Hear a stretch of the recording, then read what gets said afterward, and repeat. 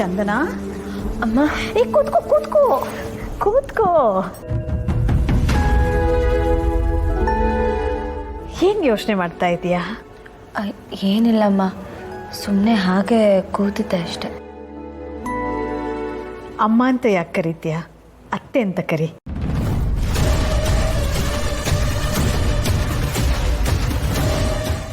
ಯಾಕಮ್ಮ ಹೀಗೆಲ್ಲ ಹೇಳ್ತಿದ್ದೀರಾ?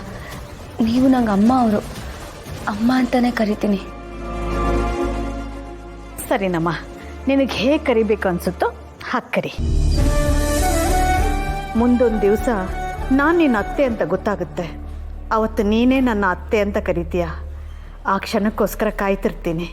ಚಂದನ, ನೀನು ಬೇಜಾರು ಮಾಡ್ಕೊಳ್ಳಲ್ಲ ಅಂದರೆ ನಿನ್ನ ಹತ್ರ ಒಂದು ವಿಷಯ ಕೇಳಲ್ಲ? ಕೇಳಿಮ್ಮ. ನಿನ್ನ ಕುತ್ತಿಗೆಲಿ ತಾಳಿ ಇದೆ, ಕಾಲಲ್ಲಿ ಕಾಲುಂಗುರ ಇದೆ. ನಿನ್ನ ನೋಡಿದಾಗ ನನ್ನ ಮನಸ್ಸಲ್ಲಿ ನಿನ್ನ ಬಗ್ಗೆ ತಿಳ್ಕೊಬೇಕನ್ನೋ ಕುತೂಹಲ ಉಂಟಾಗುತ್ತೆ. ಇದೆಲ್ಲ ಇದ್ದರೂ ನೀನು ಒಂದಿನೂ ನಿನ್ನ ಗಂಡನ ಬಗ್ಗೆ, ಅವ್ರ ಮನೆಯವ್ರ ಬಗ್ಗೆ ನನ್ನ ಹತ್ರ ಹೇಳೇ ಇಲ್ವಲ್ಲಮ್ಮ. ನಾನು ಹೀಗೆ ಕೇಳಿ ನಿನ್ನ ಮನಸ್ಸಿಗೆ ಬೇಜಾರು ಮಾಡಬೇಕು ಅಂತ ಅಲ್ಲಮ್ಮ. ನೀನು ಹೀಗೆ ಎಲ್ಲರೂ ಇದ್ದು ಒಂಟಿಯಾಗಿ ಬದುಕ್ತಿದ್ಯೇನೋ ಅನ್ನೋ ಭಾವನೆ ನನ್ನ ಮನಸ್ಸಿಗೆ ಕಾಡ್ತಾ ಇದೆ. ನಾನು ಒಂದು ಹೆಣ್ಣಾಗಿ ನಿನ್ನನ್ನು ಅರ್ಥ ಮಾಡ್ಕೋಬೇಕಲ್ವಾ, ಅದಕ್ಕೆ ಕೇಳ್ತಾ ಇದ್ದೀನಿ. ನೋಡು, ನಿನ್ನ ಮನಸ್ಸಲ್ಲಿ ಏನೇ ಇದ್ರೂ ನನ್ನ ಹತ್ರ ಹೇಳ್ಕೊ. ಬಾಯಿ ತುಂಬ ಅಮ್ಮ ಅಂತ ಕರಿತೀಯಾ? ಅಮ್ಮನ ಹತ್ರ ಹೇಳ್ಕೊಂಡ್ರೆ ನಿನ್ನ ಮನಸ್ಸಿನ ಭಾರ ಕಮ್ಮಿ ಆಗುತ್ತಲ್ವಾ? ಏನಿದು, ಚಂದನ ಅವ್ರ ಮೇಲೆ ಇಷ್ಟೊಂದು ಸಿಂಪತಿ ತೋರಿಸ್ತಿದ್ದಾರೆ. ಅವ್ರ ಹತ್ರ ಬಾಯಿ ಬಿಡಿಸ್ಕೊಳ್ಳೋಕೆ ಇದನ್ನೆಲ್ಲ ಕೇಳ್ತಿದ್ರೆ ಒಳ್ಳೇದೆ. ಆದರೆ ಅದನ್ನು ಬಿಟ್ಟು ಅವ್ರ ಮೇಲೆ ತುಂಬ ಸಿಂಪತಿಯಿಂದ ಕೇಳ್ತಿದ್ರೆ ಖಂಡಿತ ಇದರಲ್ಲಿ ಏನೋ ಇದೆ. ನೋಡೋಣ ಅದಕ್ಕೆ ಇವ್ರು ಏನು ಹೇಳ್ತಾರೆ ಅಂತ. ಯಾಕೆ ಚಂದನ ಏನೂ ಮಾತಾಡ್ತಿಲ್ಲ? ನನ್ನ ಹತ್ರ ಹೇಳ್ಕೋಬೇಕು ಅಂತ ಅನ್ನಿಸ್ತಾ ಇಲ್ವಾ? ನೀನು ಹೀಗೆ ನಡ್ಕೊಂಡ್ರೆ ನನ್ನ ಮೇಲೆ ನಿನಗೆ ನಂಬಿಕೆ ಇಲ್ಲ ಅಂತ ತಾನೇ ಅರ್ಥ. ನನ್ನನ್ನು ದೂರದೊಳಗೆ ತಾನೇ ನೋಡ್ತಾ ಇದೀಯಾ? ಛೇ, ಹಾಗೆಲ್ಲ ಏನೂ ಇಲ್ಲಮ್ಮ. ಅಂದಮೇಲೆ ನಿನ್ನ ಬಗ್ಗೆ ಹೇಳ್ಕೊಬೋದಲ್ವಾ? ನಿನ್ನನ್ನು ನನ್ನ ಮಗಳು ಅಂತ ಅಂದ್ಕೊಂಡಿದ್ದೀನಮ್ಮ.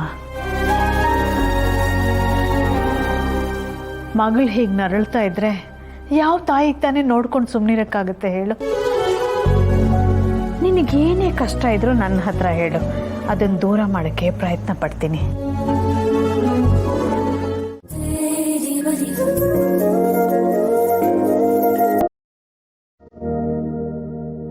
ಹರಿ, ನಿಜವಾಗ್ಲೂ ಇದೆಲ್ಲ ನೀನು ನನಗೋಸ್ಕರ ತಂದ್ಯಾ? ಹಿಂಗೆ ಯಾರು ನಿನಗೋಸ್ಕರ ತರ್ತಾರೆ? ನಾನೇ ತಂದಿದ್ದು. ಏನಿವತ್ತು ಇಷ್ಟೊಂದು ಸರ್ಪ್ರೈಸು? ಯಾಕೋ ವಿಚಿತ್ರ ಅನ್ನಿಸ್ತಿದೆಯಲ್ಲ. ನೀನೇ ಹೇಳ್ತಿರ್ತೀಯಲ್ಲ ನಿನ್ನ ಬಗ್ಗೆ ಕೇರ್ ಇಲ್ಲ, ಕನ್ಸರ್ನ್ ಇಲ್ಲ, ಲವ್ ಇಲ್ಲ, ಅದಿಲ್ಲ ಇದಿಲ್ಲ ಅಂತ. ಅದಕ್ಕೆ ಇವೆಲ್ಲ.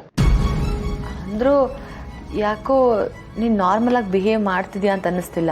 ಏನು ಬೇಬಿ ನೀನು?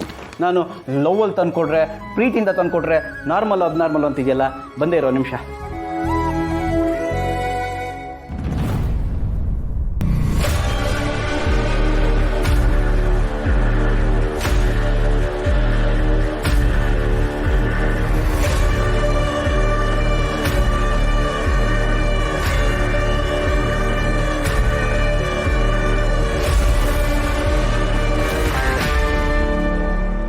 ಹರಿ, ಏನೋ ವಾರ್ಡ್ರೋಬಲ್ ಏನೋ ಇಟ್ಟಂಗಾಯ್ತು.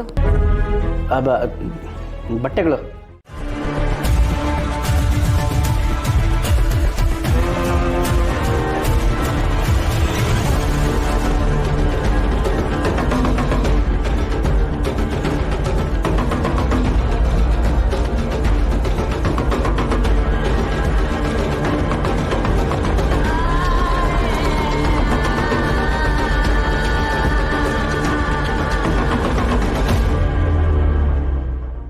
ಏನಮ್ಮ ಹೇಳ್ತಾ ಇದೀಯಾ? ನೀನು ಹೇಳ್ತಾ ಇರೋದೆಲ್ಲ ನಿಜನಾ? ನಾನು ಯಾಕಮ್ಮ ಸುಳ್ಳು ಹೇಳಿ? ನಾನು ಹೇಳ್ತಿರೋದೆಲ್ಲ ಸತ್ಯನೇ. ಅವ್ರು ತೋರಿಸ್ತಾ ಇದ್ದಿದ್ದ ಪ್ರೀತಿ ನಂಗೆ ಉಸಿರು ಕಟ್ಟಿದಾಗಾದ್ರೂ ಇವತ್ತೆಲ್ಲ ನಾಳೆ ಸರಿ ಹೋಗ್ತಾರೆ ಅಂತ ನಾನು ಕಾಯ್ತಾ ಇದ್ದೆ. ಅವ್ರ ಜೊತೆ ಬದುಕ್ತಿದ್ದೆ. ಆದರೆ ಒಂದಿನ ನನ್ನ ಅಜ್ಜಿ ನಮ್ಮ ಮನೆಗೆ ಬಂದಿದ್ರು. ಅವ್ರಿಗೆ ಇವ್ರ ಬಗ್ಗೆ ಎಲ್ಲ ಗೊತ್ತಾಯ್ತು. ಎಲ್ಲಿ ಅವ್ರು ನನಗೆ ಹೇಳ್ಬಿಡ್ತಾರೋ ಅಂತ ಅವ್ರನ್ನೇ ಸಾಯಿಸಕ್ಕೆ ಹೊಟ್ಬಿಟ್ರಮ್ಮ.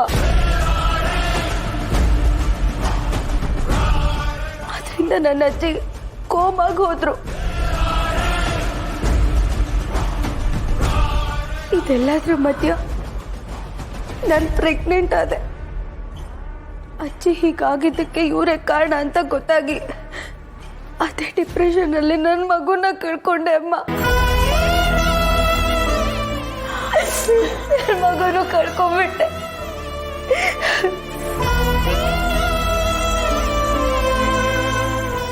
ಇದಾದ್ಮೇಲೆ ನನಗೆ ನನ್ನ ಕುಟುಂಬದವರಿಗೆ ಮತ್ತೇನಾದರೂ ತೊಂದರೆ ಮಾಡಿಬಿಡ್ತಾರೆ ಅಂತ ನನಗೆ ಇದು ಯಾವುದು ಬೇಡ ಅಂತ ಸಹಾಯಕ್ಕೆ ಹೊರಟ್ಬಿಟ್ಟೆ. ಆದರೆ ದೇವರಿಗೆ ನನ್ನ ಸಾಯೋದು ಕೂಡ ಇಷ್ಟ ಇರಲಿಲ್ಲ ಅನ್ಸುತ್ತೆ. ಅವ್ನು ನನ್ನ ಬದುಕಿಸ್ಬಿಟ್ಟ. ಆಗಲೇ ಸರಿಗೆ ನಾನು ಸಿಕ್ಕಿದ್ದು. ಅವ್ರು ನನ್ನ ಕಾಪಾಡಿ ಇಲ್ಲಿಗೆ ಕರ್ಕೊಂಡು ಬಂದರು ಅಮ್ಮ. ಚಂದನ ಅವ್ರ ಬಗ್ಗೆ ತಪ್ಪು ತಿಳ್ಕೊಂಡು ಅವ್ರ ಬಗ್ಗೆ ಅನುಮಾನ ಪಟ್ಬಿಟ್ಟೆ. ಅವ್ರ ಜೀವನದಲ್ಲಿ ಎಷ್ಟೆಲ್ಲ ಕಷ್ಟಪಟ್ಟಿದ್ದಾರೆ. ಈಗ ಹೇಳಿಮ್ಮ, ನಾನಂತವ್ರ ಜೊತೆ ಬದುಕಕ್ಕಾಗತ್ತಾ? ಪ್ರೀತಿ ಅನ್ನೋ ಹೆಸರಲ್ಲಿ ಈ ಥರ ತೊಂದರೆ ಕೊಡೋದು ಸರಿನಾ? ಉಸಿರಾಗ್ಬೇಕಾಗಿದ್ದ ಪ್ರೀತಿ ಉಸಿರು ಗಡ್ಸಿದ್ರೆ ಅವ್ರ ಜೊತೆ ಬದುಕಕ್ಕಾಗತ್ತಾ?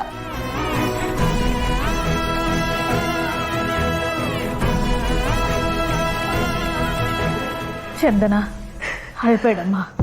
ಆಗಿದೆಲ್ಲ ಕೆಟ್ಟ ಕನಸು ಅಂತ ಮರ್ತು ಬಿಡು. ಇನ್ನು ಮುಂದೆ ನಿನ್ನ ಜೊತೆ ನಾನಿರ್ತೀನಿ. ಮತ್ತೆ ಆ ಥರ ತೊಂದರೆ ಆಗೋದಕ್ಕೆ ನಾನು ಬಿಡಲ್ಲ.